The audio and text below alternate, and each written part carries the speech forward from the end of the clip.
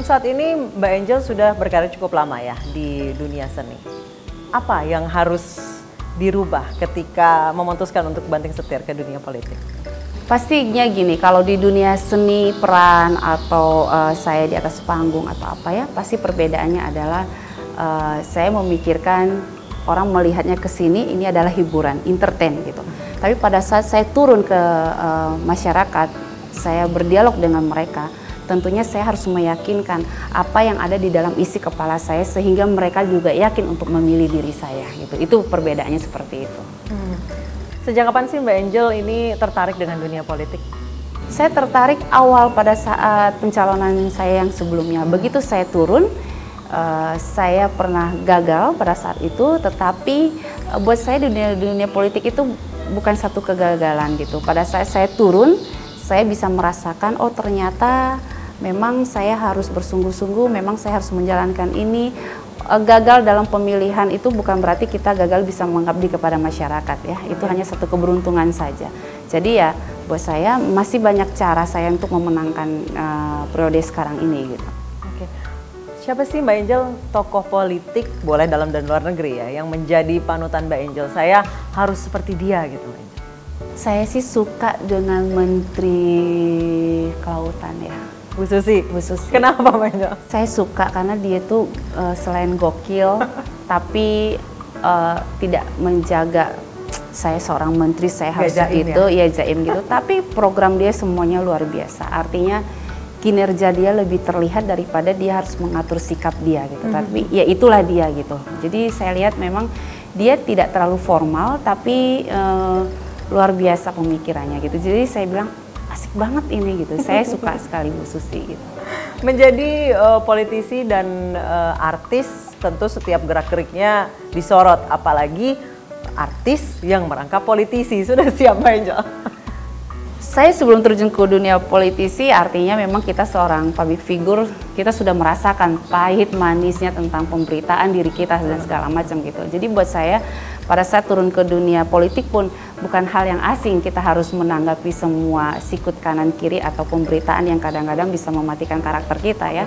Tapi ya sudah, itu kan yang tadi saya katakan,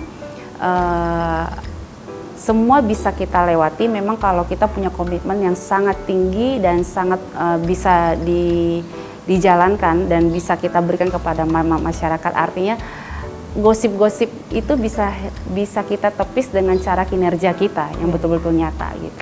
Pada saat ada kasus-kasus beberapa bulan yang lalu yang kemudian menjadi gosip besar-besaran, itu bagaimana respon ibu-ibu itu ke Mbak Angel? Saya justru pengen menjelaskan, tapi mereka tidak ingin saya menjelaskan. Mereka bilang, sudah Mbak Angel lupakan saja, kita bahas yang happy-happy saja. Saya rasa mungkin mereka sekarang ini pemilih itu cukup cerdas ya. Mereka juga tidak melihat pemberitaan hanya dengan pemberitaan yang disuguhkan begitu saja.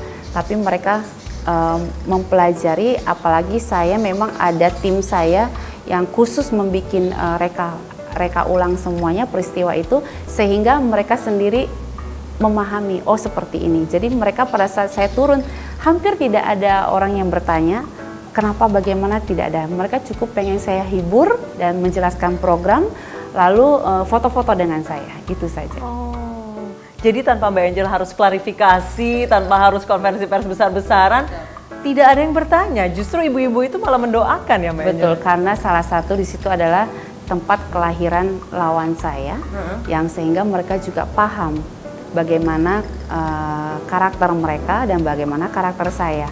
Jadi mereka dengan diam saja, saya rasa mereka sudah paham gitu. Jadi tanpa harus saya menjelaskan, tanpa harus saya mengklarifikasi, mereka di Jabar 7 itu sudah paham gitu, sudah mengerti. Justru mereka memberikan dukungan yang luar biasa terhadap saya. Yang tadi saya katakan, ibu-ibu garis keras ini, fans saya, kalau ada yang komentar tidak baik tentang saya, mungkin kadang-kadang kan netizen juga ada iseng, yang netizen apa julid gitu. Katanya. Ya, netizen kan memang itu vitamin dalam hidup kita ya. Kadang juga ada netizen yang dibikin oleh lawan, kadang memang juga ada purenya netizen gitu. Itu tidak bisa bertahan di tempat Instagram saya, pasti langsung dilawan terus sama ibu-ibu gitu. Jadi saya rasa itu garis keras luar biasa ya. Gitu. Jadi mungkin mereka yang seorang muslim yang luar biasa. Kalau ada pembicaraan yang bagaimana langsung di-cut terus sama fans saya di sana gitu. Ketika itu sempat down nggak sih Mbak Angel?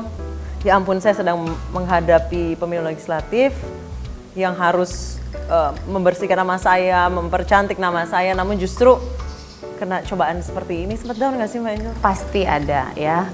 Kekhawatiran saya pada saat itu, pada saat kejadian itu adalah saya sempat hilang semua konsentrasi saya, sempat terdiam, sempat terpukul, semua campur aduk di dalam diri saya. Saya sempat 2 minggu itu tidak bisa ngapa-ngapain, hanya memantau pemberitaan. Saya melihat juga karena ada tim saya juga, karena tim di dapil saya semuanya bergerak, bahkan mereka mensurvei langsung ke lapangan, pendataan tentang penilaian masyarakat apa yang terjadi dengan diri saya.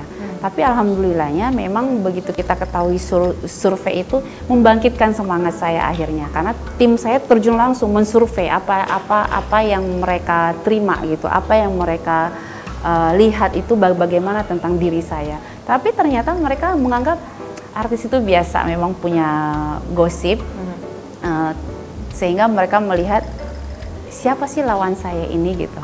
Kalau lawan saya seperti ini, mereka akhirnya ini pasti ini ngada-ngada. Dan lalu mereka berpikir ini pasti ada unsur politiknya. Dan memang itu terbukti, masyarakat memahami ini ada unsur politiknya dan memang ada unsur ingin mematikan karakter saya.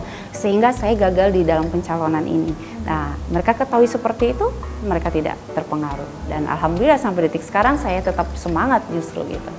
Balik lagi Mbak, belum maju saja di 2019, belum menduduki kursi Senayan, sudah merasakan pahitnya politik nih Mbak.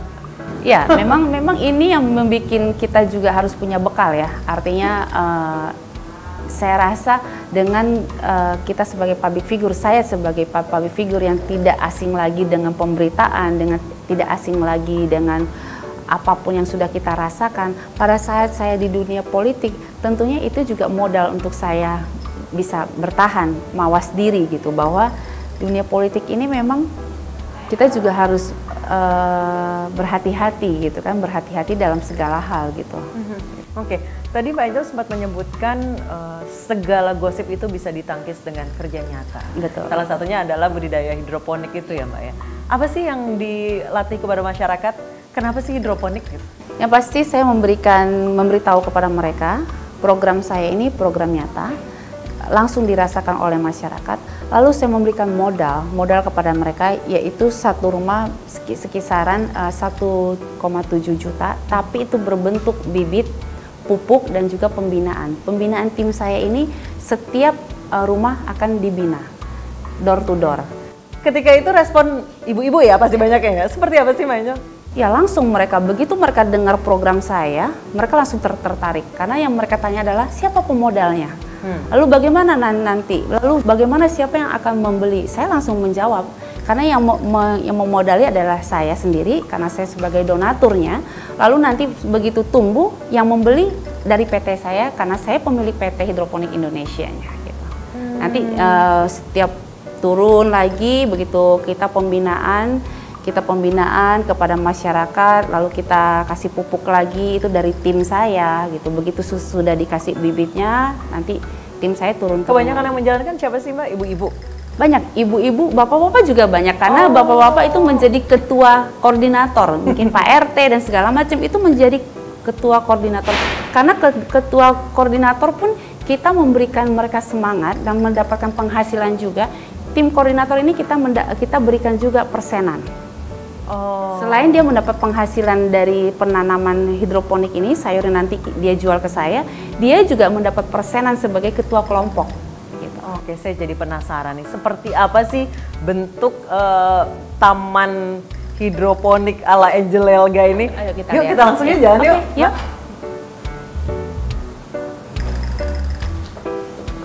Saya berikan kepada masyarakat program yang nyata, dan ini kan tidak sulit gitu. Jadi benar-benar memberikan program yang nyata, kerja nyata, dan membuka lapangan kerja.